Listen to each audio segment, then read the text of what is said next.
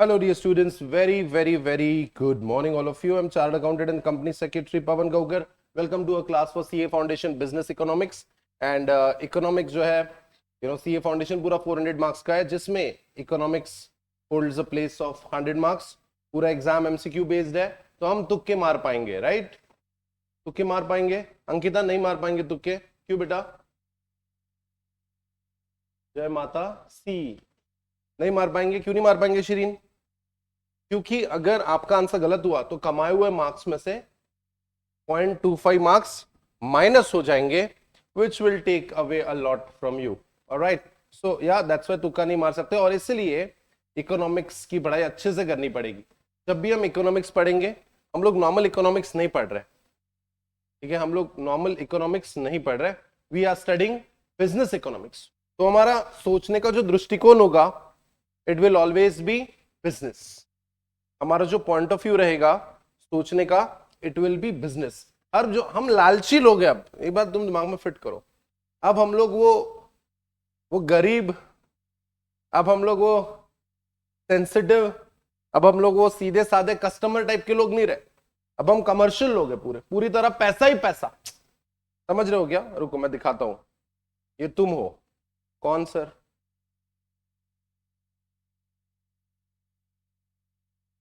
ये हम है। हमें हर चीज में क्या ढूंढना है? प्रॉफिट।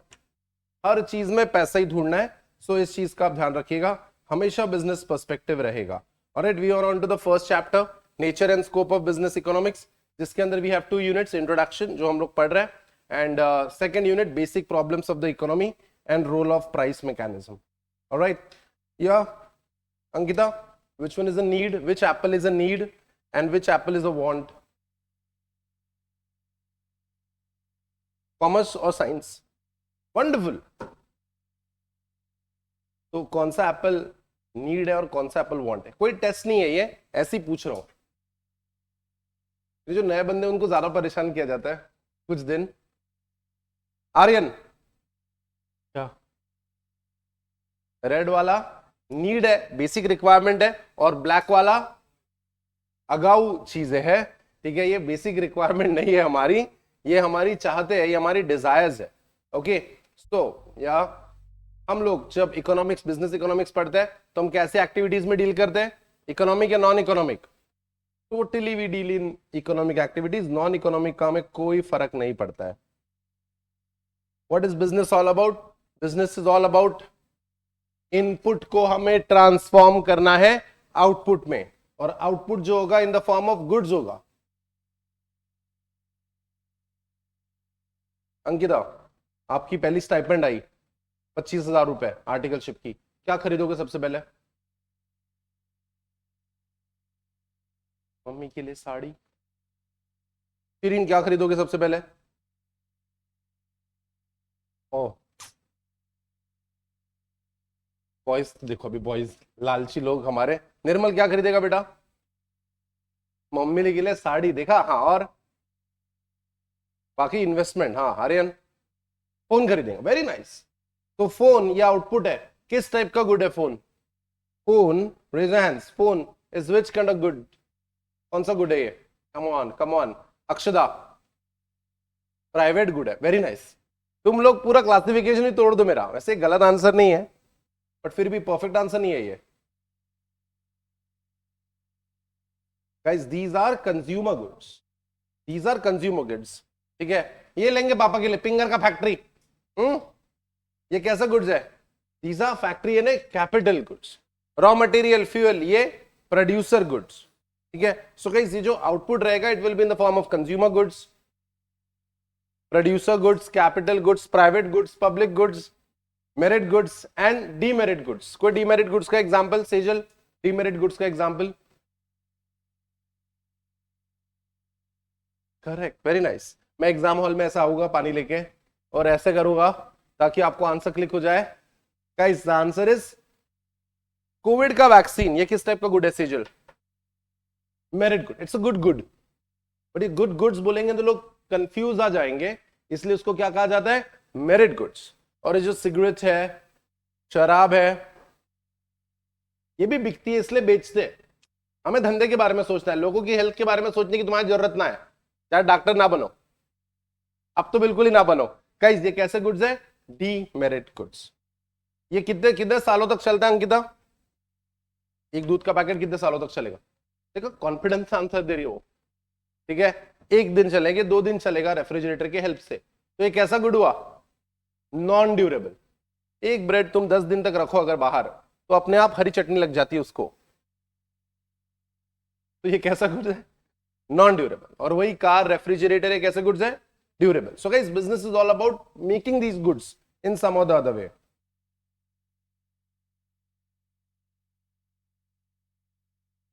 एक एंटरप्रेन्योर को हाँ हाँ बोल सकते हैं, नॉन ड्यूरेबल गुड्स को पेरिशेबल गुड्स भी बोल सकते हैं, क्योंकि पेरिश हो जाते हैं, खराब हो जाते हैं विथ टाइम। परफेक्ट है। सो चार्टर्ड अकाउंटेंसी में हमें इकोनॉमिक्स क्यों सिखाया जाता है? ताकि हम लोग चार्टर्ड अकाउंटेंट है, ऐसे करो तो क्या निकलता है? अकाउंट्स। ऐसे करो तो ऑडिट। यहां पे क्या लिखा है हमारे? Taxation, finance, costing, management, law, strategy, you name it and we know it. We know everything under the sun as far as business is concerned. तो हमें ना पूरा एंगल पता है, तो हम लोग कंट्रीब्यूट कर सकते हैं डीएम में। डीएम डिसीजन मेकिंग में हम लोग कंट्रीब्यूट कर सकते हैं। This is where it is very very vital. Chartered accountancy में ये नॉलेज होना बहुत ज्यादा जरूरी है। Okay, so yeah that's that and we studied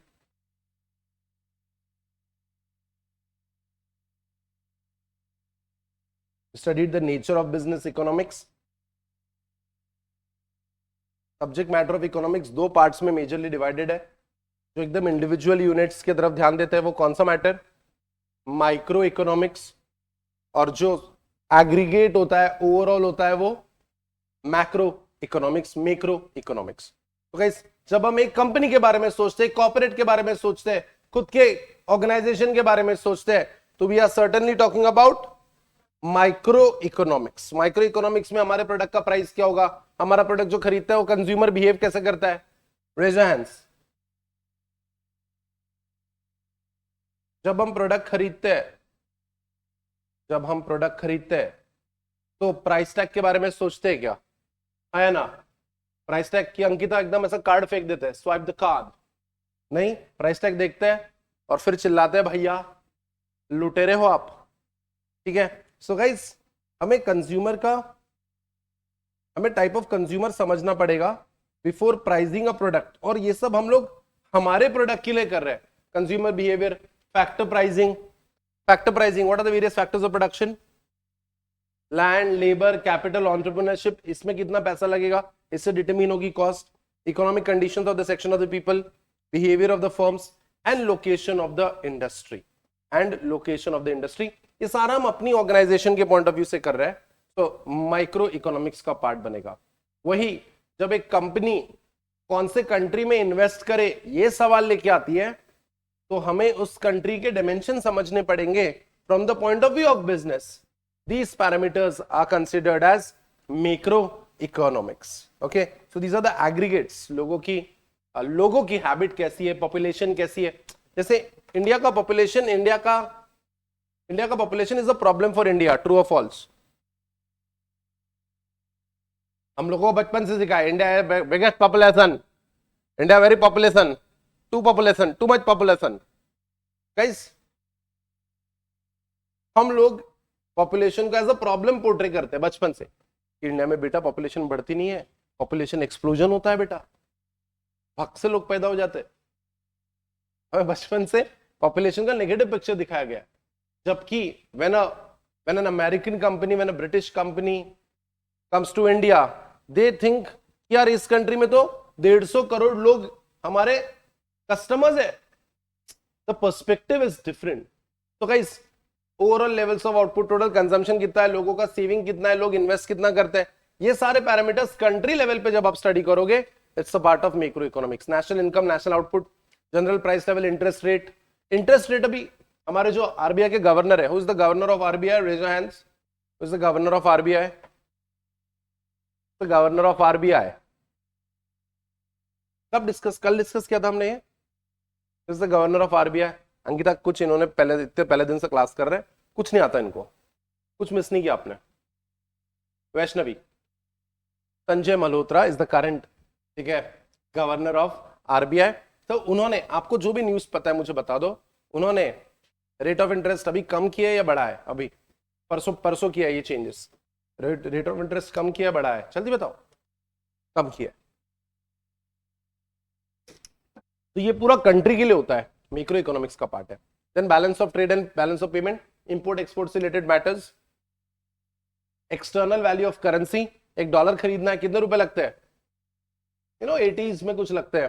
then overall level of saving investment, level of employment and rate of growth, ये सारे macro environmental factors है। और nature of business economics, it is a science, it is based on microeconomics, it incorporates the elements of macroeconomics also. Business economics is an art, it uses theory of markets and private enterprise. Pragmatic in approach. What is pragmatic? Practical.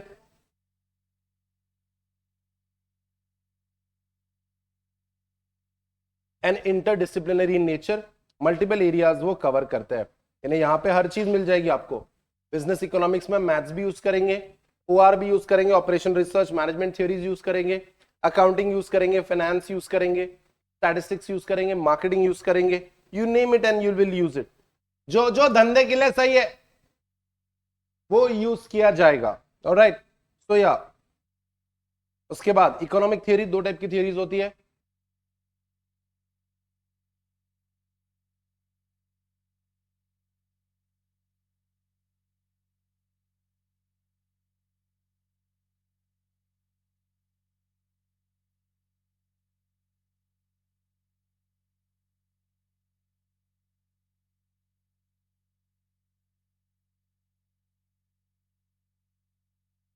So there are two theories, positive theory and normative theory. कोई चीज कैसी होनी चाहिए, that is positive या normative? Normative. और कोई चीज exactly कैसी है, positive. तो guys ये आई होप आपने ये बनाया है, इसके ऊपर बिल्कुल क्वेश्चंस आते हैं एग्जाम में, एक क्वेश्चन जरूर आता है पॉजिटिव और नॉर्मेटिव थियरी पे, क्योंकि ये आखिरी पोर्शन होता है फर्स्ट यूनिट का, तो स्टूडेंट्स पढ़ते नहीं, ऐसा इंस्टीट्यूट सोचती है और वो सही भी सोचती है। तो ये बिल्कुल आएगा आपके एग्जाम में, positive what is and normative what should be. तो आप लोगों ने सबने सीए फाउंडेशन का एक स्कोर, कितना आप स्कोर करोगे ये दिमाग में लाया होगा। अंकिता 400 मार्क्स का सीए फाउंडेशन एग्जाम है, व्हाट इज योर टारगेट? कितना मार्क्स स्कोर करना चाहते हो आप? 350, वेरी नाइस। तो 350 ये हमारा क्या है? 350 ये हमारा व्हाट शुड बी है, यानी कितने आने चाहिए और कितने आते? 201। वो क्या रहता? What is. ठीक है, सो गाइस जो वस्तु स्थिति है या ऐसा है, या हमारा बच्चा है या ऐसा ही है, ये व्हाट इज है। और वो चाहते थे जैसा बच्चा, जो हो ही नहीं पाया क्योंकि हो ही नहीं सकता था, वो था नॉर्मेटिव थियरी। व्हाट, तो गाइस जनरली शुड ये वर्ड दिख गया आपको, ऑट ये वर्ड दिख गया आपको, तो more often than not in 95% of more cases it is always a normative statement. आपको बिल्कुल ये क्वेश्चन आएगा। तो चलो, नेचर ऑफ बिजनेस इकोनॉमिक्स हमारे चैप्टर का नाम है, nature and scope of business economics हमने पढ़ ली। Nature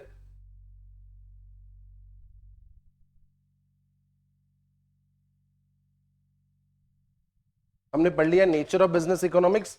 now we move towards scope of business economics. Scope, एक चार्टर्ड अकाउंटेंट हार्ट सर्जरी कर पाएगा, राइट?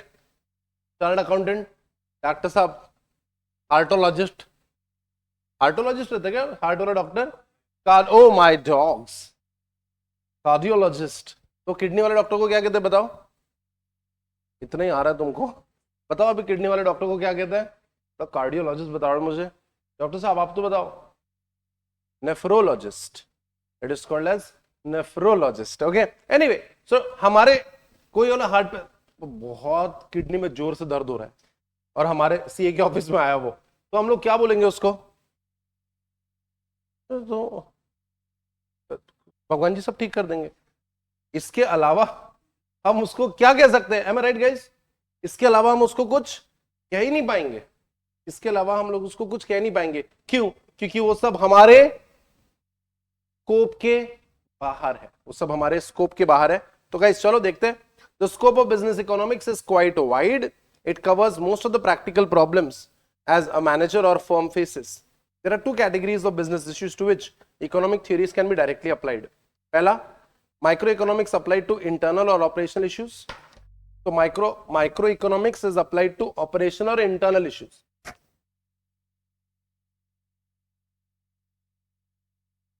मेरी खुद की प्रॉब्लम्स को सॉल्व करने के लिए मैं कौन सा सब्जेक्ट मैटर यूज करूंगा? Micro economics.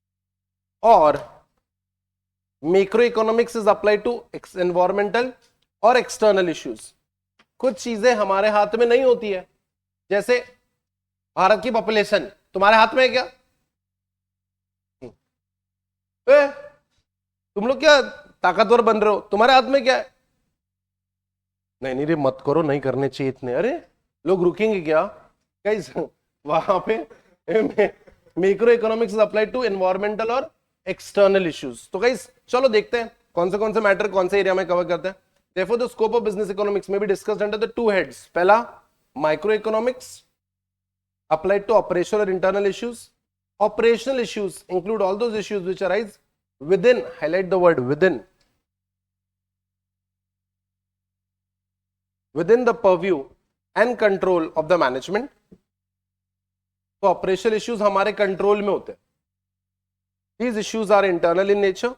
Issues related to choice of business and its size, product decision, tech and factor combination, pricing and sales promotion, financing and management of investment, inventory are few examples of operational issues. The following microeconomic theories deal with most of these issues. सबसे पहला, ठीक है, जैसे start करते हैं. ये सारे issues है हमारे, ये सारे इश्यूज है, इंटरनल इश्यूज है, इसको माइक्रो इकोनॉमिक्स अप्लाई करेंगे. जैसे demand. So my question, please.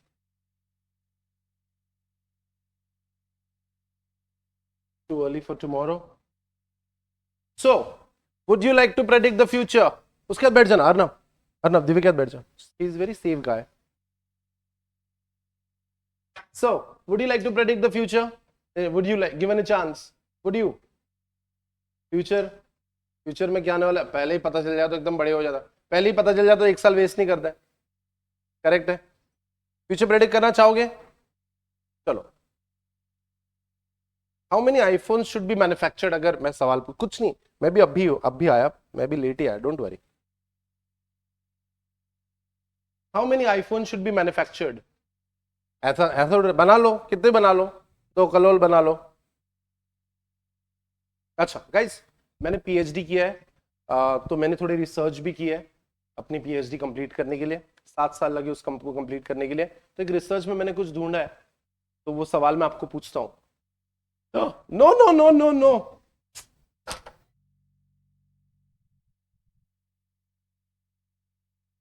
How many iPhone 6 were sold within 1 month of its launch in India? India is a poor country, as they say. We are the third world. ठीक है, we would like to say this to them. ठीक है, India is a third world, जैसे American से. और Apple ने launch किया था आईफोन 6 एक महीने में. वैसे तो अभी लीक हो गया आंसर. एक महीने में 54,000 का फोन था. ये महंगा फोन था इंडिया के हिसाब से, लेकिन पहले एक महीने में 10 लाख यूनिट्स बिके थे. इतने अच्छे इफेक्ट का कोई फायदा नहीं अगर वो पहले ही रिवील हो गया. तो 10 लाख यूनिट के लिए एप्पल रेडी था, शॉर्टेज नहीं हुआ. इसका मतलब दे न्यू कि 10 लाख यूनिट्स का डिमांड आने वाला है.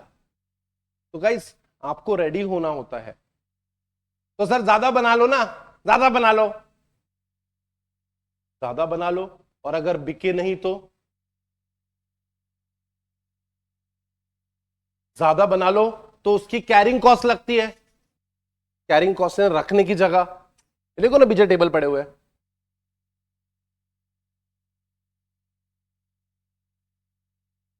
अगर हमें ये पीछे टेबल बेंचेस जो रखे हुए हैं, अगर ये रखना है हमको, तो रेंट तो देना पड़ेगा ना। नहीं नहीं नहीं नहीं नहीं, रास्ते पे रख दो। अरे रास्ते पे रख देंगे तो चोरी हो जाएंगे। तो चीजों को रखने का, संभाल के रखने का कैरिंग कॉस्ट, ये जो कैरिंग कॉस्ट रहेगा ये आप सीए इंटर में पढ़ोगे। टी इंटर जाओगे क्या? टी इंटर में जाओगे क्या? है क्या ताकत? आप सी इंटर में पढ़ोगे कैरिंग कॉस्ट वगैरह एग्जैक्टली क्या होता है पूरे कैलकुलेशन के साथ। आज मैं आपका बेस बना के रख देता हूं। तो बकुल, तो guys they were ready with 10 lakh iPhones for a month. उन्होंने कहीं ना कहीं डिमांड को क्या किया था? डिमांड को क्या किया था? फोरकास्ट किया था। दे न्यू, इसको कहते हैं डिमांड फोरकास्टिंग। आपको रेडी होना होता है। अच्छा, तो कम बना लो ना, जब ऑर्डर आएगा तब बनाएंगे। तो ऑर्डर आएगा तब बना देंगे। तो सोचो ना, एक मिनट, तुम लोग रेडी हो गया कि हाँ अभी आप ऑर्डर दे दो 3 महीने बाद मिलेगा? इतना पेशेंस है क्या तुम लोगों में? आजकल ऐसा नहीं गप्पा गप, मैंने पैसे दिए मेरे को फोन चाहिए। आजकल बहुत इंपेशेंस का जमाना है। तो चलो देखते हैं। Demand analysis pertains to the behavior of the consumers in the market. It studies the nature of consumer preference, the effect of changes in the determinants of demand, such as price of the commodity, consumers' income, price of related commodities, consumers' taste and preferences. सारा चीज पता करो। Price कितना रखना पड़ेगा, consumer की income कितनी है, price of the related commodities. इसका मतलब एप्पल का रिसर्च कितना स्ट्रांग रहेगा। इंडियंस को 50,000 रुपए का फोन, तब तक कोई 50,000 रुपए का फोन मार्केट में नहीं था। इंडियंस को पहली बार घर का टीवी 20,000 रुपए का, हाथ का फोन 50,000 रुपए का। सोचो ना, तुम्हारे घर का बड़ा बड़ा आइटम।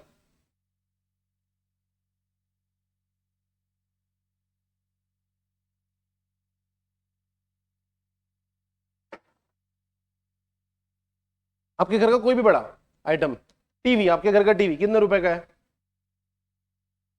52,000। अभी अभी खरीदा है, ठीक है, 52,000। सैमसंग का वही फोन, सैमसंग का ही प्रोडक्ट 60,000 रुपीज का फोन है ये टीवी। इतना बड़ा TV in comparison with this. और कोई बड़ा आइटम, वॉशिंग मशीन कितने रुपए का है? 35,000, 60,000। एयर कंडीशनर कितने रुपए का है? ये एयर कंडीशनर कितने रुपए का है? 40,000 एट द मैक्स, 40,000। वो मित्सुबिशी का थोड़ा महंगा होगा, 50,000 का। In comparison with that this phone again 60,000। यानी एसी खरीदने के लिए इतना सारा डिस्कशन होता है, फोन खरीदने के लिए सारा डिस्कशन नहीं होता है। आप समझो, यानी फोन के प्रति लोग कंज्यूमर का एटीट्यूड पता करना पड़ता है। Price of income of the consumer, price of the related commodity, consumer taste and preference. कोई कुछ भी हो जाए, फोन अच्छा लेते हैं लोग, देखा क्या आपने? ठीक है, लोगों का प्रेफरेंस है फोन के प्रति। इन सारे पॉइंट ऑफ व्यू से आपको डिमांड फोरकास्ट करनी पड़ती है। ठीक है, demand forecasting is a technique of predicting the future demand for goods and services on the basis of past behavior of factors which affect the demand. Accurate forecasting is essential for the firm to enable it to produce required quantities in the right time and to arrange well in advance for the various factors of production, raw material, labor, machine, equipment, buildings, etc. तो guys, हमें हर चीज को organise करना पड़ता है। Raw material, ठीक है, manufacturing unit, हर कुछ ऑर्गेनाइज करना पड़ता है। एक दिन में थोड़ी होता है ये सब चीज। तो इसके लिए पहले डिमांड को फोरकास्ट करो। डिमांड को फोरकास्ट करने की मेथड्स है कुछ। Survey of buyers intention, collective opinion method, expert opinion method, statistical method, control experiments, barometric method of forecasting. ये पुराने सिलेबस में था। तो आप कभी एमसीक्यू सॉल्व करोगे इकोनॉमिक्स के किसी क्रैकर से या किसी स्कैनर से, तो आपको कुछ क्वेश्चंस इसके दिखेंगे। तो आप ये मत कहना मैंने पढ़ाया नहीं था, हमारे सिलेबस में नहीं अभी ये, आप समझ रहे हो। लेकिन एक दो क्वेश्चंस आपको पुराने सिलेबस के दिखेंगे, क्योंकि जो स्कैनर्स बनाते हैं जो लोग, जो पब्लिशर्स, वो तो पूरा जो जो एग्जाम में क्वेश्चंस आए वो सीधा सीधा डाल देते हैं। और एग्जाम के क्वेश्चन, ये तो सिलेबस बदला है 2 साल पहले। तो दिस इज वेयर आपको ये मिल सकते हैं। इतनी सारी मेथड्स है डिमांड फोरकास्ट करने की।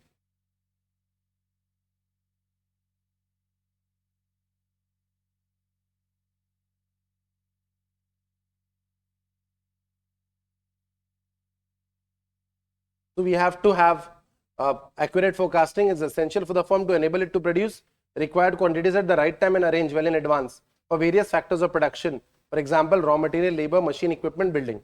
Business economics provides the manager with scientific tools which assist him in forecasting demand. So कौन से scientific tools? ये सारे हैं tools. Barometric method of forecasting, control experiments, ये सारी methods हैं. पहले डिटेल में होता था, अराउंड 5 पेजेस का थ्योरी था. बहुत ही अनफॉर्चुनेट हो आप लोग, आपके सिलेबस में अब ये नहीं रहा. तो ये हुआ पहला, demand analysis and forecasting. Second is production and cost. चलो देखते हैं. प्रोडक्शन थियरी हमारा थर्ड चैप्टर है हमारे सिलेबस का. Production theory explains the relationship between input and output. A business economist has to decide on the optimum size of output given the objectives of the firm. He has to also ensure that firm is not incurring undue cost.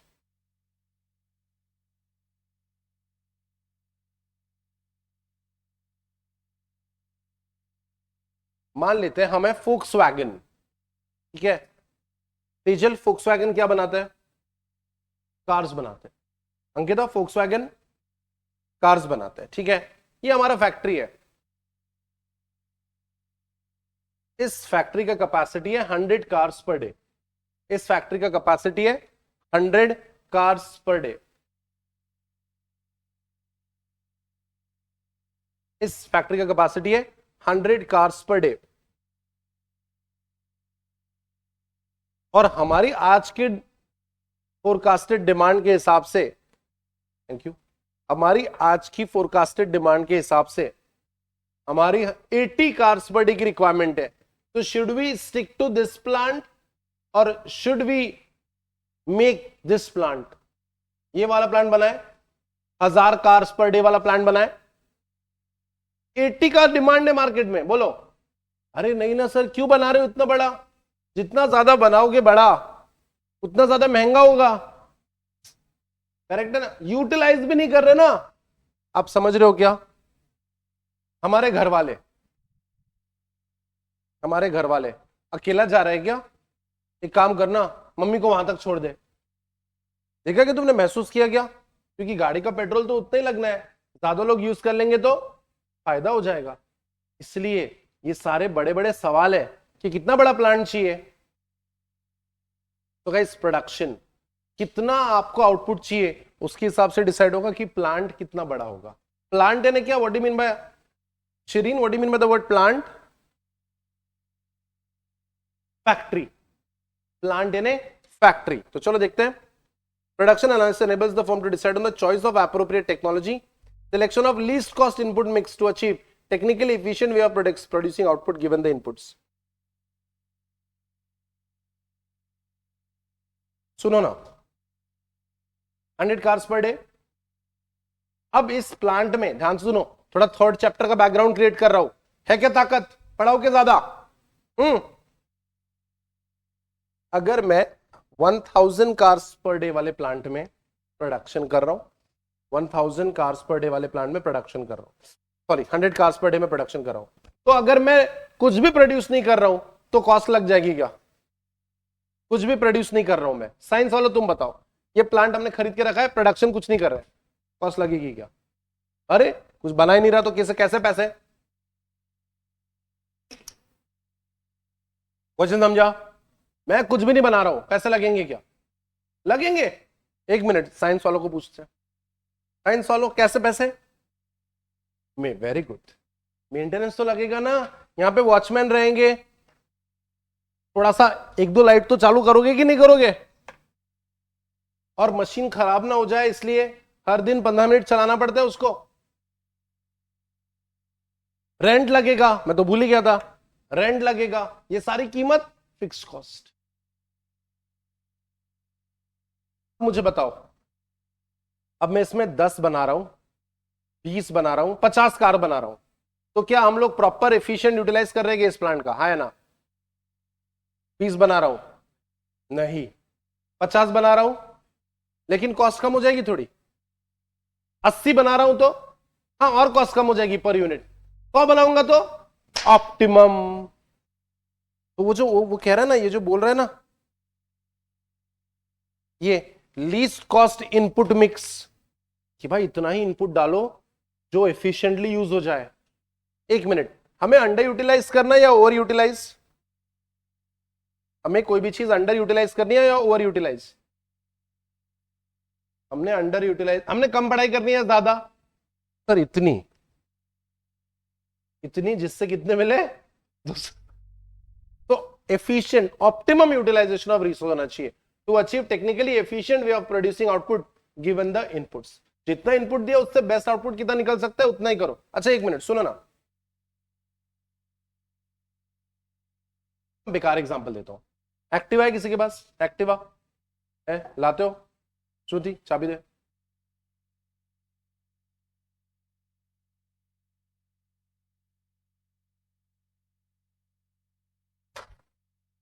सो ये है हमारी Activa, ठीक है? हाँ है Activa, Vaishnavi है ये। हाँ तो इस एक्टिवा पे अगर स्मृति अकेले आते हो, very nice. Where do you stay Smriti? Sinhagad road, very nice. So Sinhagad road से प्रेस्टीज आती है स्मृति, तो पर स्टूडेंट हर दिन 100 रुपीज लगता है टू एंड फ्रो। तो इसमें स्मृति के साथ एक और स्टूडेंट अगर ऐड हो गया, मान लो वैष्णवी ऐड हो गई, तो ये 100 रुपीज दो में डिवाइड हो जाएंगे ना, 50। इससे मान लेते हैं और एक एडजस्ट कर लेते हैं दीप्ति को, ठीक है? तो ये हो जाएंगे 100 डिवाइडेड बाय 3, 33.33। इसमें और छोटा से अनामिका को एडजस्ट कर लेते हैं, ठीक है? तो ये हो जाएगा 100 divided by 4, 25 rupees per person. देखो कम होती जा रही है। लेकिन एक मिनट, एक एक्टिवा का कैपेसिटी है 200 किलो वगैरह, हर एक का कैपेसिटी होता है ना 100 किलो 200 किलो का। हर लिफ्ट देखिए तूने, लिफ्ट एलिवेटर है ना, उसमें ज्यादा लोग आ गए तो एक पॉइंट के बाद सांस कम ले फिर जाएगी नीचे। ऐसा होता है क्या कि किसी को उतरना पड़ जाता है? कैपेसिटी होती है, हर मशीन की कैपेसिटी है। अब इसमें ना हम लालच आ गया, हमको पता चल गया कि जैसे जैसे एक इंसान बढ़ाओ कॉस्ट कम हो जा रही। फिर हमने अर्नव को बिठाया, अर्नव आजा एडजस्ट हो जाए यहां, ऐसे आगे हॉर्न बजाना। अर्नव आया, गाड़ी के चक्के उड़ गए। अब समझ रहे हो, अब जो हमारी कॉस्ट कम होती जा रही थी, अचानक से अभी 5,000 रुपए का खर्चा लग गया उस गाड़ी पे। समझ रहे हो क्यों? क्योंकि 100 कार्स पर डे का कैपेसिटी था, तुमने 150 पेल दिए उसमें। अब हाँ, आपने क्या कर दिया? ओवर यूटिलाइज भी नहीं कर सकते। इतना ही ज्यादा डिमांड है तो बड़ा फैक्ट्री क्यों नहीं बना लेते? समझ रहे हो? This is how you need to think. समझ रहे हैं कि मैं क्या कह रहा हूं? आप अंडर यूटिलाइज भी नहीं कर सकते, आप ओवर यूटिलाइज भी नहीं कर सकते। हमारे घर वाले भी तो कहते हैं ना, काफी बार ऐसा मौका दिया कि तुमने तुम्हारे घर वालों को, अभी मत पढ़ रहे, बहुत पढ़ाई कर ली, सारा मत पढ़, मर जाएगा, ठीक है? ओवर यूटिलाइज भी नहीं होना चाहिए, अंडर यूटिलाइज भी नहीं होना चाहिए हमारा रिसोर्स। अगेन पूरा पूरा 3rd चैप्टर है ये जो मैं आपको भी सिखा रहा हूं, 1-2 पैराग्राफ में। Cost analysis. Cost analysis enables the firm to recognize the behavior of cost when the variables such as output, time period and size of the plant change. Size of the plant, कौन से 2 size of plant सिखाया मैंने आपको? Plant ने क्या रे, plant ने क्या अंकिता? फैक्ट्री। इस प्लांट का कैपेसिटी कितना है अंकिता? कितना? 100 cars per day, very nice. और इस प्लांट का कैपेसिटी कितना? 1000। अच्छा सुनो ना, इस प्लांट को चलाने के लिए पर डे 15,000 रुपए लग रहे हैं, कुछ बनाओ चाहे ना बनाओ, 15,000 रुपीज लग रहे हैं इसको चलाने के लिए। लाख रुपए पर डे।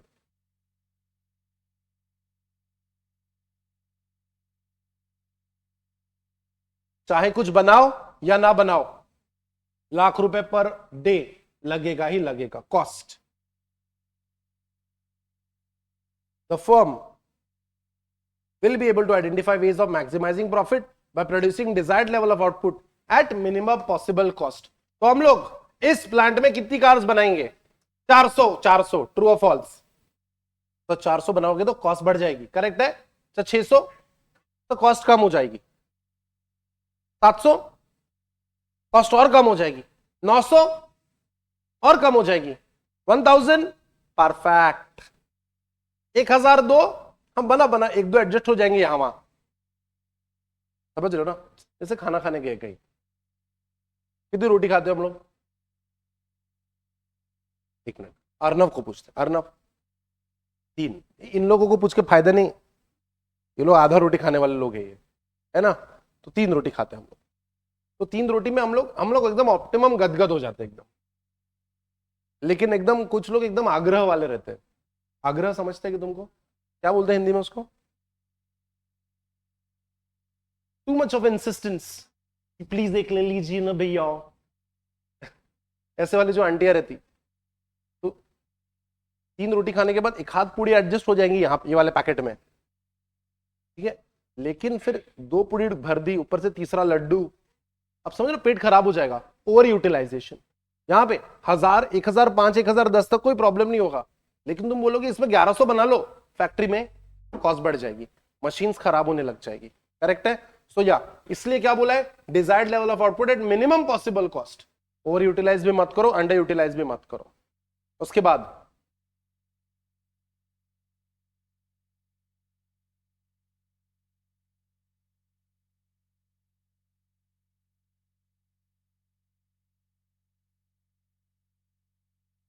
Amazon कितने समय में प्रोडक्ट्स डिलीवर कर देता है?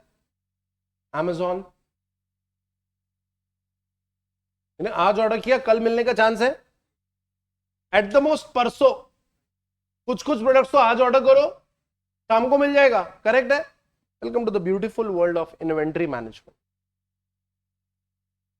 मेरे तो घर के घर में चीजें ढूंढने को 1 दिन लग जाता है,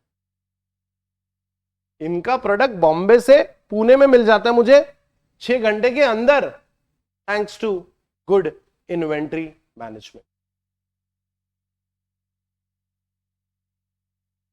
Inventory management theory pertains to the rules that firm can use to minimize the cost associated with maintaining inventory in the form of WIP, raw material, finished goods. Work in progress है ना, क्या होता है? ये तुम लोग chartered accountant बन चुके हो, राइट? तो दिल में बन चुका हूं मैं, असलियत में तो अभी हम लोग क्या है, वर्क इन प्रोग्रेस। ठीक है, तो अभी हम लोग थोड़ा सा रॉ फॉर्म में, वर्क इन प्रोग्रेस भी नहीं है अभी, तो हमारी कंडीशनिंग चल रही है।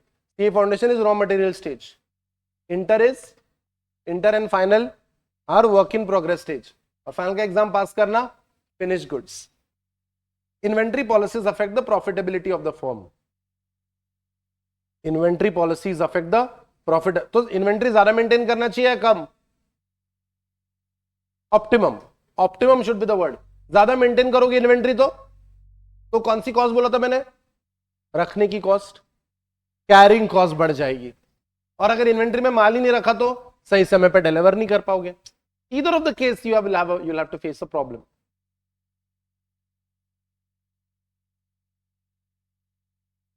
Business economist use method such as ABC analysis, activity based costing कहते हैं उसको। एबीसी एनालिसिस यानी activity based costing.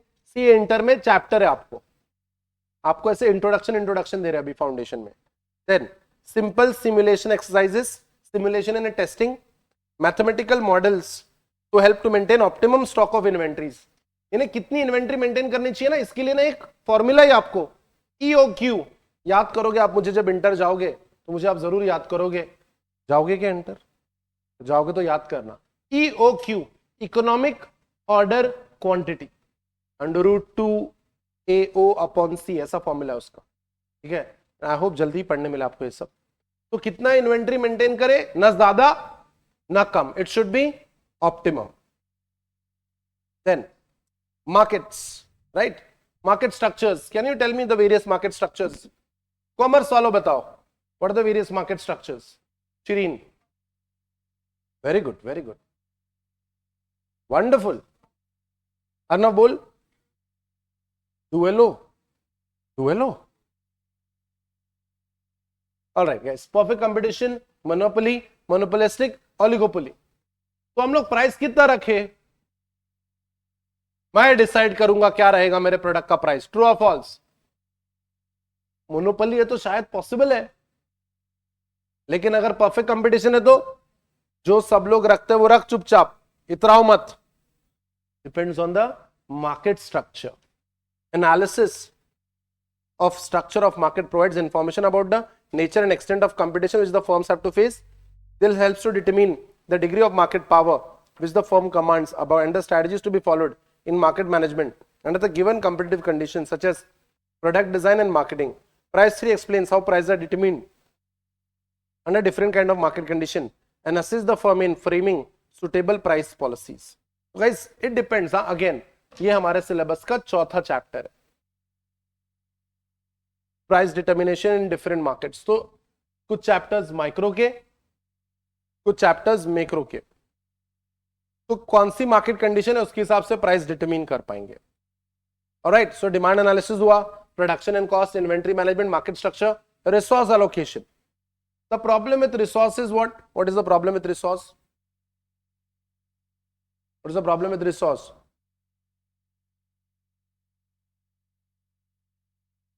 The problem with resources is it has got scarcity. So business economics is what? Business economics, with the help of advanced tools such as linear programming, enables the firm to arrive at the best course of action for optimum utilization of resources. Again, everything in life is optimum utilization only. ये coffee में शक्कर ज्यादा या कम बोलो? हम लोग कहते हैं मीडियम डालो, मीडियम. कितने लोग हैं मीडियम वाले? मीडियम वाले कितने लोग हैं? भर दे शक्कर, यहां तक भर दे, ऐसे कितने लोग हैं? कितने लोग? थोड़ा थोड़ा कम ही रखना शक्कर, ऐसे कितने लोग हैं? है ना, है ना, है ना? वो ऑप्टिमम वाले लोग हैं, है ना? You know this is how it is. ठीक है, इंडियन लोग व्हाइट है, ब्लैक, ब्राउन, ऑप्टिमम. तो गाइस, ना ज्यादा ना कम, हर चीज क्या होनी चाहिए? Optimum, perfect. जैसे ये है अंकिता, इसमें से कौन सा यूज किया तुमने?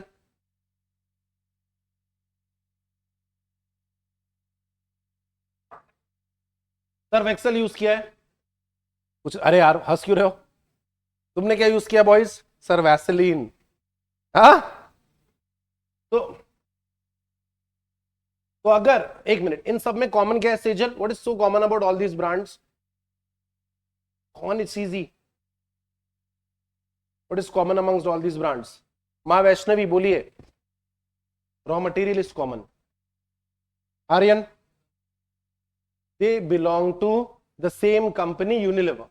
ये सारे एक ही कंपनी के प्रोडक्ट्स है, अलॉन्ग विथ लक्स. लक्स भी इन्हीं का प्रोडक्ट है, यूनिलीवर के पोर्टफोलियो. तो मुझे बताओ इनका बेस्ट सेलर कौन सा है? इसमें से बेस्ट सेलर, बेस्ट सेलर कौन सा है? कौन सा प्रोडक्ट इनका बहुत बिकता है? Vaseline, right? गाइस, जीतने वाले घोड़े पे ही पैसे लगाएंगे ना, क्या कहते हो? तो गाइस, यूनिलीवर के पास भी पैसों का प्रॉब्लम तो हो गई. रिसोर्स एलोकेशन, जो ज्यादा पैसे कमाता है, ज्यादा पैसे कमा के देगा, उसमें ज्यादा खर्चा करेंगे. तुम भी बात ये ध्यान में रखना. पूरी शिद्दत से पढ़ाई करो सीए की. पूरी दुनिया को लाइफ में ना, सबको लाइफ में विन विन सिचुएशन वाला सिनेरियो चाहिए. Win win. जब तक तुम पास होते रहे सब कुछ सही होता है. जैसे ही तुम फेल हुए एक बार, सबका तुम्हारा से ट्रस्ट ही ब्लो हो जाता है. ठीक है?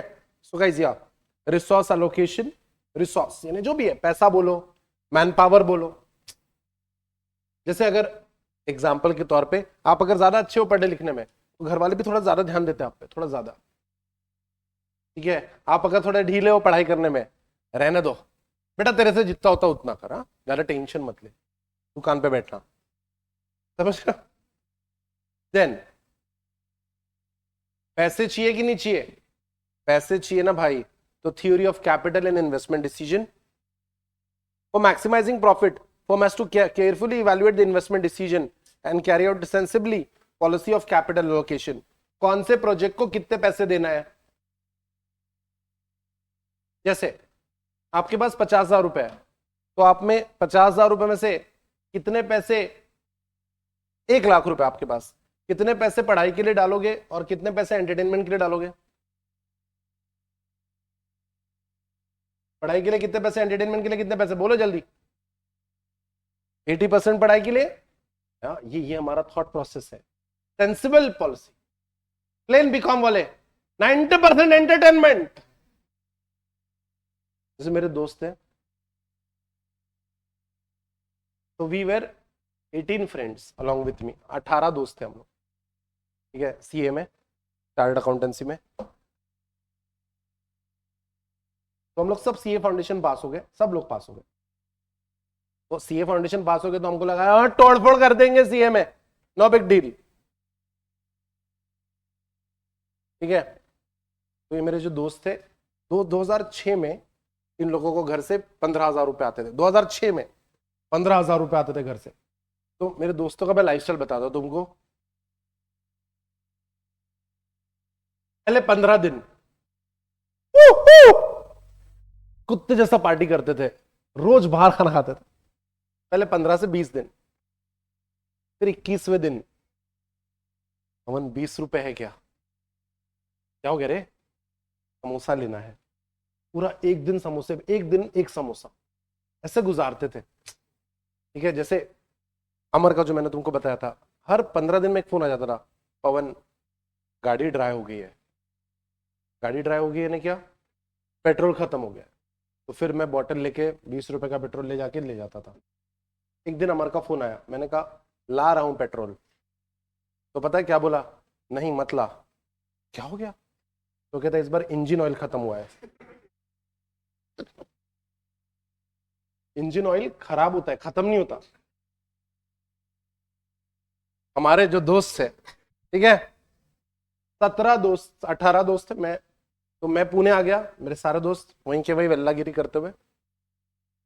तो सी इंटर का रिजल्ट था, इन लोगों ने पूरा साइबर कैफे हाईजैक कर लिया सुबह 8 बजे से कि रिजल्ट देखेंगे।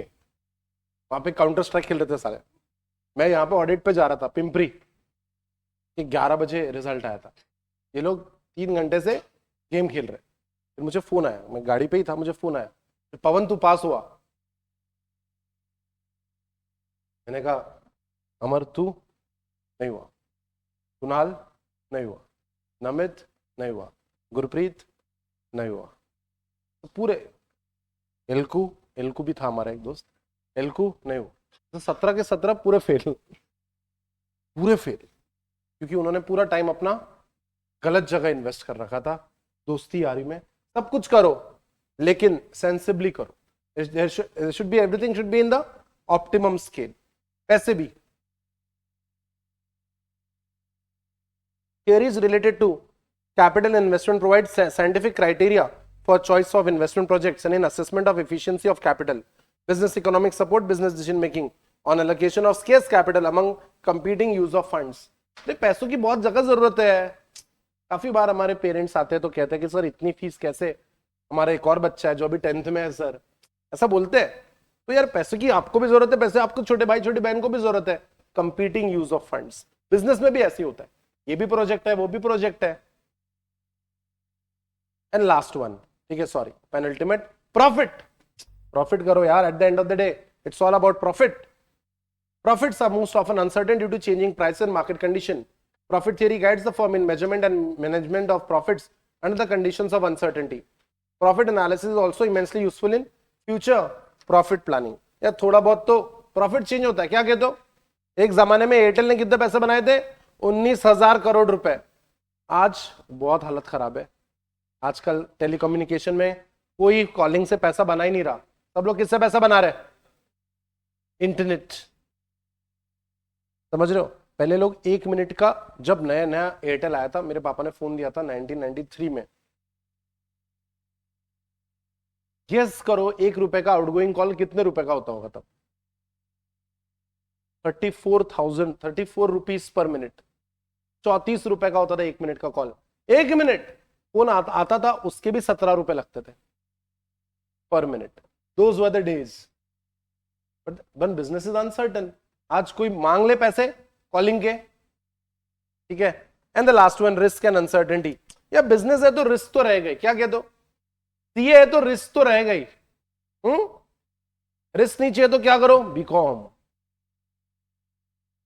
ऑलराइट, जैसे क्या पता कब नई वेव आ जाए और 2-3 करोड़ लोगों को निपटा दे. You never know. Uncertainty. So guys, last one, risk and uncertainty analysis. Business firms generally operate under condition of risk and uncertainty. Analysis of risk and uncertainty helps the business firm in arriving at the efficient decision and in formulating plans on the basis of past data, current information and future prediction. जैसे मैं कहता हूं future prediction, जैसे मैं कहता हूं future prediction, क्या आ जाता है? Forecasting. लिख दो वहां पे forecasting. तो थोड़े प्लान्स बनाने पड़ते हैं क्योंकि यार the world is uncertain, business is uncertain, कुछ भी हो सकता है. जैसे कितने अकाउंट्स में कितने लोगों को अच्छे मिलने की उम्मीद है 12th स्टैंडर्ड में? अकाउंट्स में अच्छे मिलने की उम्मीद है? अर्नव कितने मार्क्स मिलने की एक्सपेक्टेशन है बेटा अकाउंट्स में 12th में? 90. दिव्या अबव 90. दीप्ति मुझे बड़ी कॉन्फिडेंट लग रही है. दीप्ति कितने? 100, 95, 85, 90. स्मृति कितने थे अकाउंट्स में 12th में? याद नहीं. वैष्णवी, वैष्णवी कितने? तुम्हारा तो आ गया ना रिजल्ट 12th का. कितने मार्क्स थे अकाउंट्स में? कैसे पता मुझे उसको अच्छे मार्क्स होंगे, इसलिए उसको पूछा मैंने. 98. और बहुत सर्टन होता है.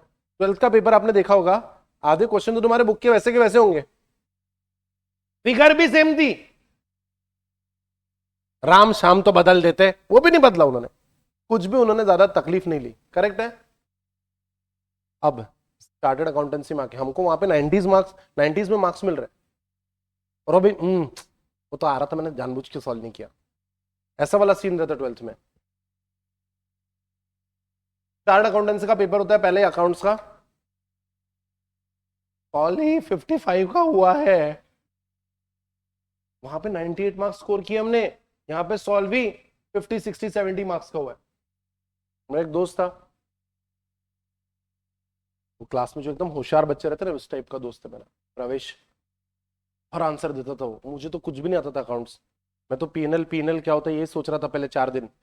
पीएनएल बोल रहे थे फटाफट बच्चे, आंखों में आंसू आ गया था, कुछ नहीं आ रहा था.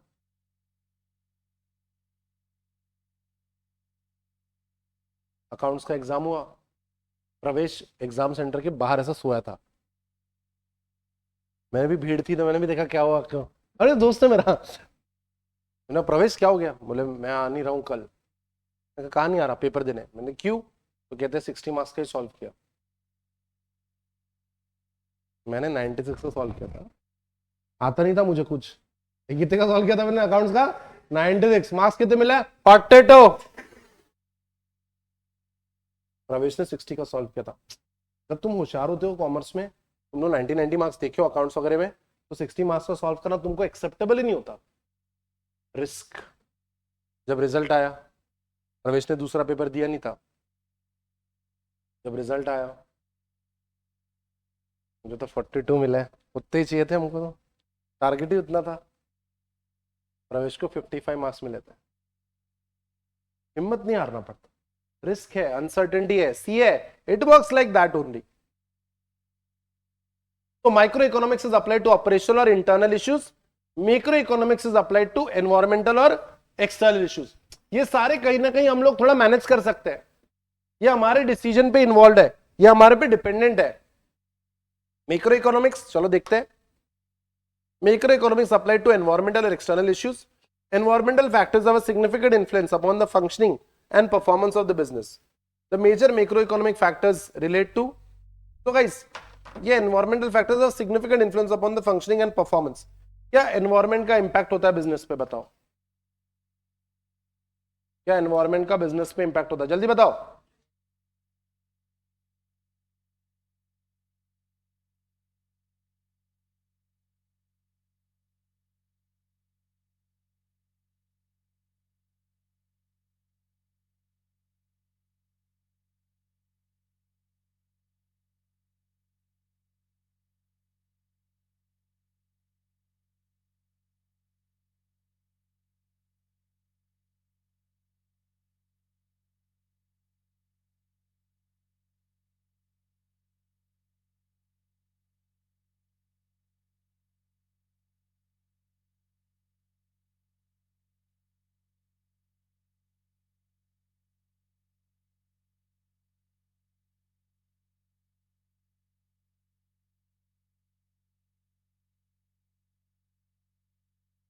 हेलो, तो गाइस यस,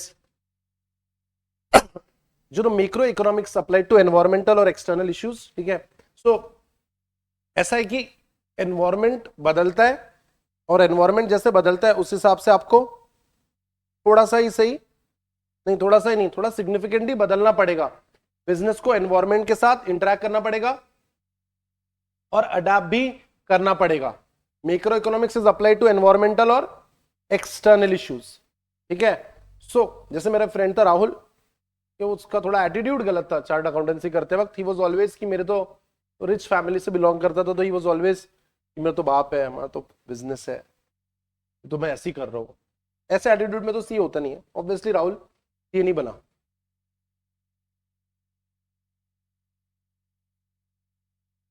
अब राहुल चार्ट, हम तो चार्ट अकाउंटेंट बन गए, टीचिंग में आ गए, जो भी अच्छा बुरा जैसा भी करे। तो in the mean time Rahul ने अपना प्लान एग्जीक्यूट किया, पापा वाला फैक्ट्री डाली उसने, नहीं 10 करोड़ रुपए का इन्वेस्टमेंट था पापा का खुद का, 10 करोड़ रुपए मार्केट से उठाए थे, और जो प्रोडक्ट वो बनाते थे वो था प्लास्टिक, और गवर्नमेंट ने प्लास्टिक बैन कर। समझो, do not take it for granted, never take it for granted, make your own identity हमेशा, क्योंकि एनवायरमेंटल फैक्टर्स, एक्सटर्नल फैक्टर्स आपको तबाह कर सकते हैं, ठीक है। So guys, the major environmental factors have a significant influence on the functioning and performance of the business. The major macro environmental factors relate to, पहला, type of economic system. What are the various types of economic systems? Oh, come on. Various types of economic systems. बहुत easy है, commerce.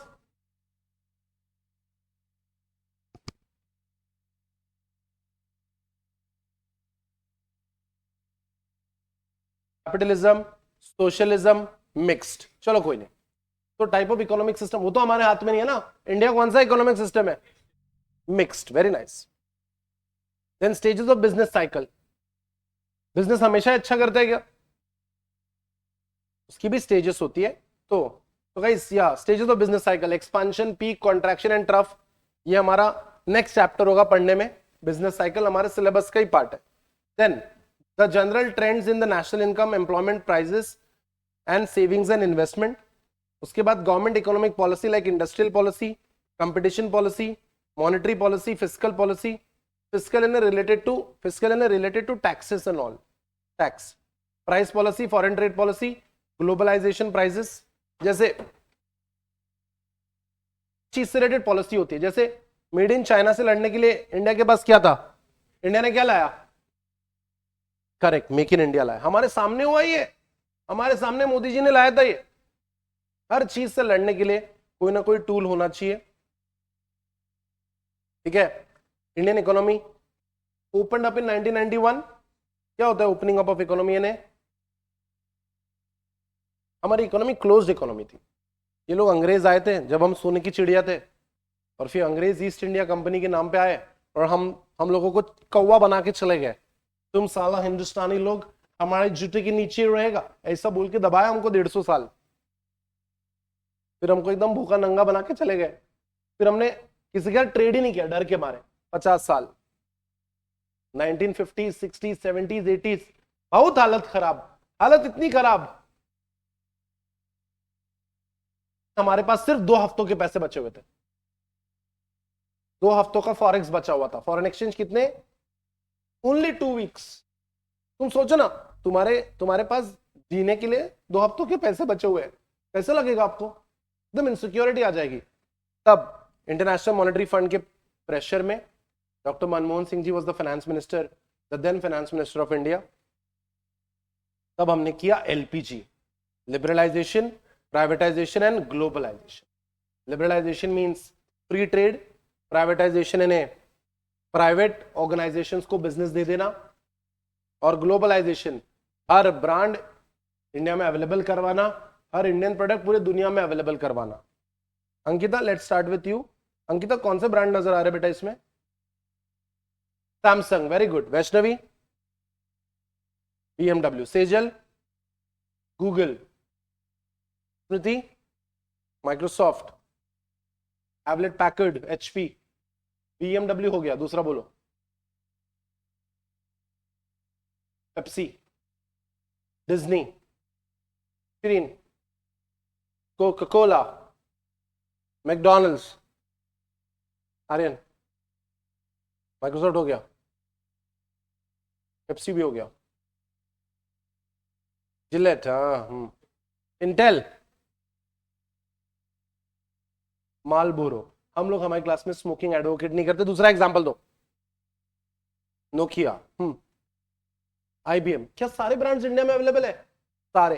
Globalisation, ये government की policy है। तुम लोग जो इतना अच्छा अच्छा कपड़ा पहनते हो, पेरेंट्स की स्टोरी सुनी तुमने? जैसे ही वो तुम्हारे एक्स्ट्रा पेयर ऑफ स्लीपर्स या सैंडल्स देखते हैं, चालू हो जाती है उनकी दुख भरी दास्तां। हमारे जमाने में इन्हें उनसे ज्यादा किसी ने स्ट्रगल किया ही नहीं है, ऐसा स्टोरी बताते वो हमको।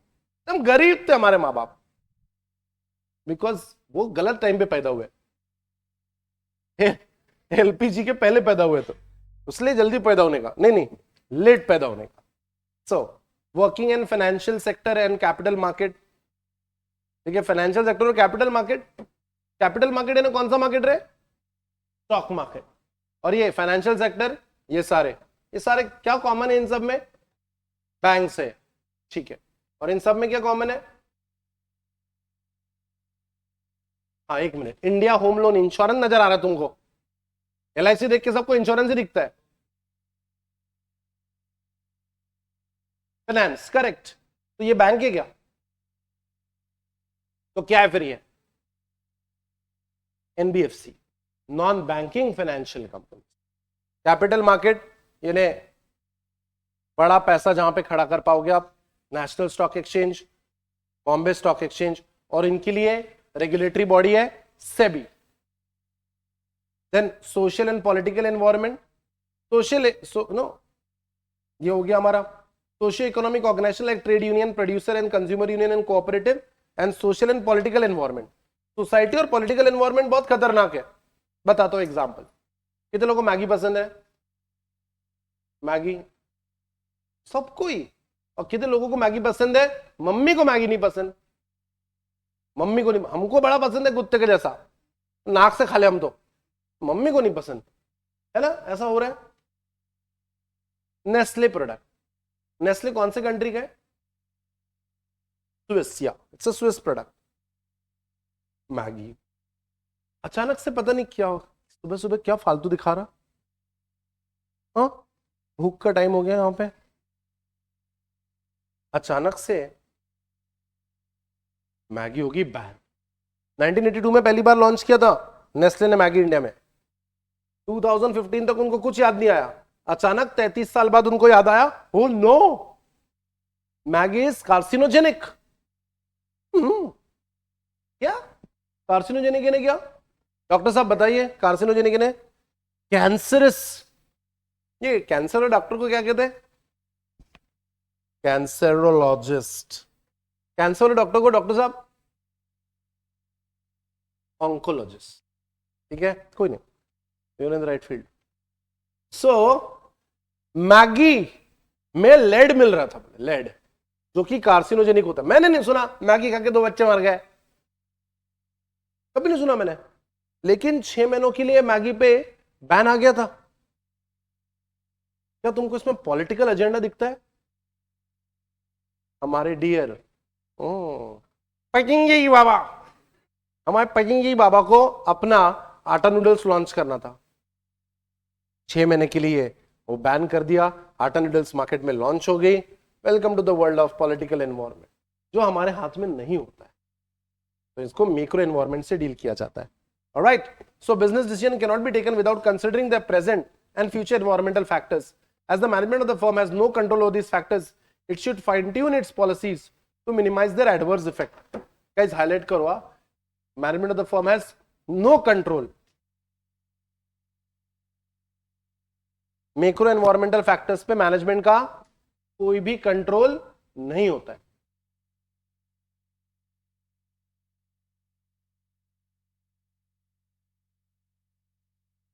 It should fine-tune its policies to minimize their adverse effect. What do you mean by the word adverse? Adverse negative, adverse है ना नेगेटिव, लिखते चलो, सेल्फ स्टडी के वक्त फंस जाओगे नहीं तो।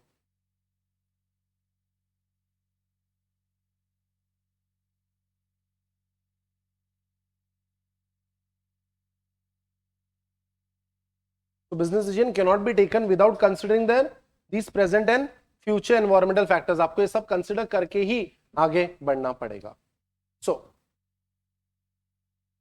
इकोनॉमिक्स और बिजनेस इकोनॉमिक्स का difference, the last topic of the day, economics and business economics का डिफरेंस। पहला, it involves framing of economic principles to solve economic problems. Business economics, it involves application of economic principles to solve economic problems. So guys, economics में सिर्फ क्या होता है, सिर्फ framing होती है। बिजनेस इकोनॉमिक्स में एप्लीकेशन होता है। हाईलाइट, बिल्कुल हाईलाइट करो। Character, it is micro as well as macroeconomic in character. Business economics is always microeconomic, क्योंकि वो अपने बिजनेस से डील करता है, मैटर खत्म, main task. Economics, fulfilment of needs of individuals as well as entities. Entities यानी क्या, business, इसमें सब कुछ आ जाता है, everything under the sun will be covered. Government के लिए इकोनॉमिक्स इंपॉर्टेंट है, बिजनेस के लिए हमारा खुद का इंपॉर्टेंट है। Proper decision making in particular business entity, हमारा खुद का कैसा होगा हम इसी के बारे में सोचेंगे। सिंपल है। हमारे पेरेंट्स, बेटा कितने मार्क्स मिले इस टेस्ट में, सबको ही कम मिले। कितने लोगों ने ये बहाना बनाया है, तो बहाना, इस बार ना सबको ही 66.66 मिले हैं, छक्के पे छक्का। हमारे घर वाले, एक minute, you are our product, Adley, and we are interested in your marks, right? 51। फिर हम धीरे से, तो कहीं बिजनेस इकोनॉमिक्स डील विद मेरा एजेंडा, मेरे बिजनेस के पॉइंट ऑफ व्यू सोचेंगे हम लोग। इकोनॉमिक्स टॉक्स अबाउट एवरीवन, देखिए गवर्नमेंट का एजेंडा रहता है, एंटिटीज के बारे में सोचेंगे, बिजनेस के बारे में सोचेंगे और इंडिविजुअल्स के बारे में। निर्मल, nature, it is positive as well as normative in nature, positive as well as normative. Business economics is only normative in nature. Normative, how it should be, हमने कितना प्रॉफिट बनाना चाहिए, कितना बनाया पता है, और कितना, ठीक है, लालची। Nature, it is positive as well as normative, ये हो गया। Concern, all the theories from production to consumption including distribution is covered here. Business economics, it is concerned only with profit, they ignore other theories। एकदम बढ़िया लगता है मेरे को ये बिजनेस इकोनॉमी, एकदम लालची, सीधा मुंह पे पैसा कमाने के लिए बैठे, सिंपल। नेचर, ये हो गया। Analysis involve, it includes analysis of micro level issues like growth, macro level issues like growth, inflation and employment. Raise your hands. Anamika, inflation यानी क्या बेटा, महंगाई, हाँ करेक्ट, ठीक है। Then it includes analysis of micro level issues like demand, supply and profit, यानी खुद से रिलेटेड मैटर्स में ज्यादा इंटरेस्ट है बिजनेस इकोनॉमिक्स को, सही भी है। Concentration, it concentrates only on economic aspects of any business problems. Business economics, it concentrates on both economic as well as non-economic aspects of business problem. So guys, एक minute, it concentrates on economic as well as non-economic aspects of business problem. Economic यानी profit, non-economic यानी growth, growth and all, लिखो यहाँ पे non-economic यानी growth।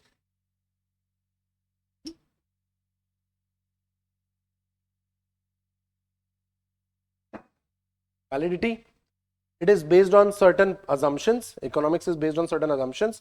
Business economics, some assumptions become invalid when applied.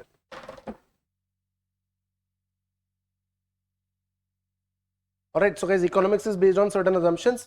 Business economics में काफी सारे assumptions गलत होते हैं तो invalid हो जाते हैं।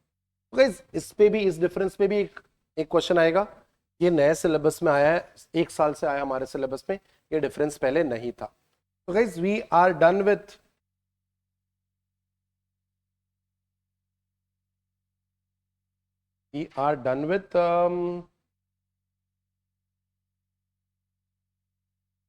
Nature and scope of business economics. नहीं, डन विथ यूनिट 1 इंट्रोडक्शन, जिसके अंदर definition, nature and scope of business economics. Shall we test your knowledge one last time for this unit? Let's get going. All right, guys, are you ready? The winner of today's quiz will get this book. Never forget. All right, first question. Are you ready? Go, go, go.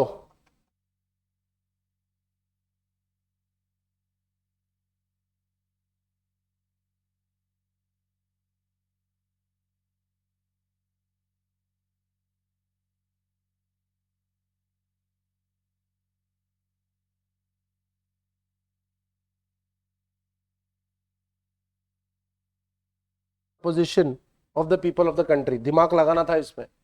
Welfare, welfare preposition यानी लोगों का भला, इससे related matters.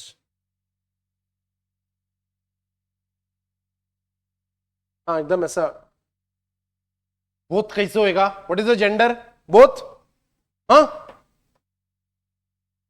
लोगों का भला होना चाहिए. होता है क्या? जैसे ही कहता हूं होना चाहिए, शुड आ गया, ऑट आ गया. The answer is normative. पूरा सिखा के वो लोग ऐसा अप्लाइड क्वेश्चन पूछते हैं. This is where economics is easy but they will make it difficult. Applied questions पूछेंगे. क्या बात है Aryan, very good. Aryan right on top, followed by Vaishnavi, Akshada, Anamika, Shirin. क्या बात है. Nirmal, you are the fastest to get it wrong. Then Arnav, Smriti, Vaishnavi, Divya. Alright, चलो next question. Are you ready? Go go go.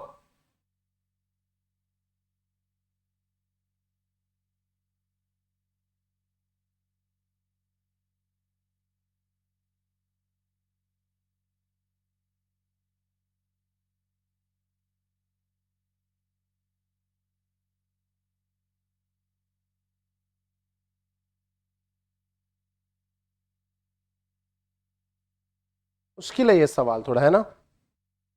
Taxation involves which aspects of normative economics. तो जो tax है वो fair होना चाहिए. गरीबों को कम टैक्स, रईसों को ज्यादा tax. It should be fair. Again English वाला क्वेश्चन था ये. इन्हें इकोनॉमिक्स पढ़ा के अगर इंग्लिश ही पूछना है तुमको, but then I have to prepare you for the exam, no. तो ऐसे क्वेश्चंस भी मुझे आपको दिखाने पड़ेंगे कि सिंपल सा 10 पेज का थियरी है, but they can still make your life troublesome. Alright, so let's check it out. Oh god. Aryan, Vaishnavi going well, बहुत बढ़िया.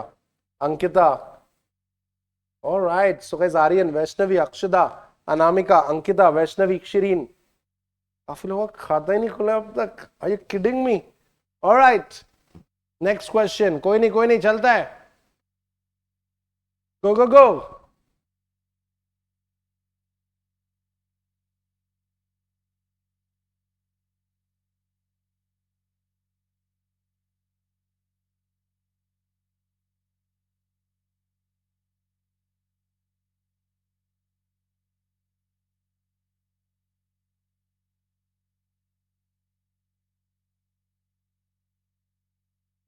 Alright, so guys, business economics combines the essential of normative and positive theory. The emphasis being more on, है ना, कल भी discuss किया था हमने ये. Business economics is more of normative. Oh God, इतना मेहनत से लीड लिए थे. तो Akshada right on top there again. Yeah, God. Then followed by Aryan, Vaishnavi, Shireen, Ankita. Deepti was the fastest. Well done. काफी लोगों का खाता खुला है इस सवाल में. तेजल, अर्नव, अनामिक, निर्मल अभी भी खाता नहीं खुला है. ऑलराइट, कोई नहीं. और 2 क्वेश्चन है, इजी है. चौथा वाला इजी है. गो go go.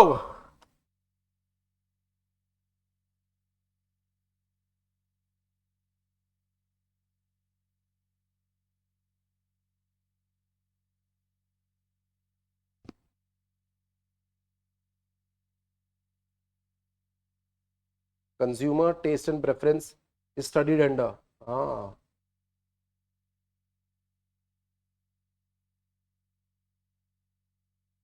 Demand analysis and forecasting. निकालो थ्योरी, निकालो ये, निकालो थ्योरी। आपको मैं समझाना चाहता हूं कि पढ़ते कैसे इकोनॉमिक्स, एग्जाम में कैसे क्वेश्चंस आएंगे। माइक्रो में देखो, माइक्रो में फर्स्ट पॉइंट मिला, kindly highlight.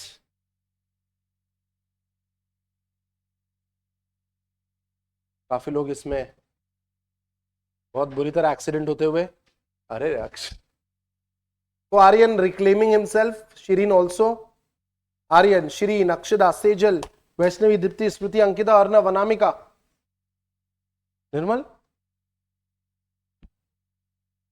All right, last question. Are you ready? Go, go, go.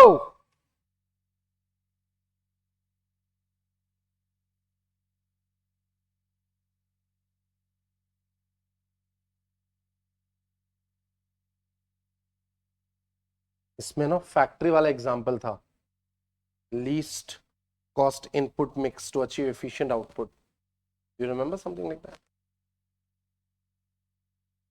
Easy था ये क्वेश्चन। तो मैं आपको ये बताना चाहता हूं, every paragraph, every line can be made an MCQ of.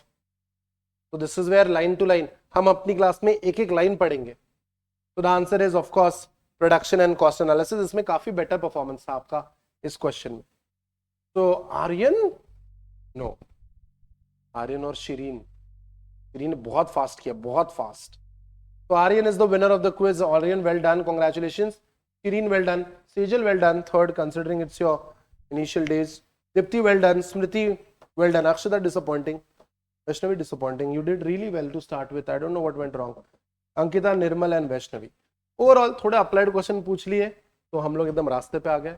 कोई बात नहीं, we are done with the very first unit. We shall start in the next lecture with the second unit. This is Pawan Gokul signing off. See you in the next video. Till then, take care of yourself. Study well. Bye bye, guys.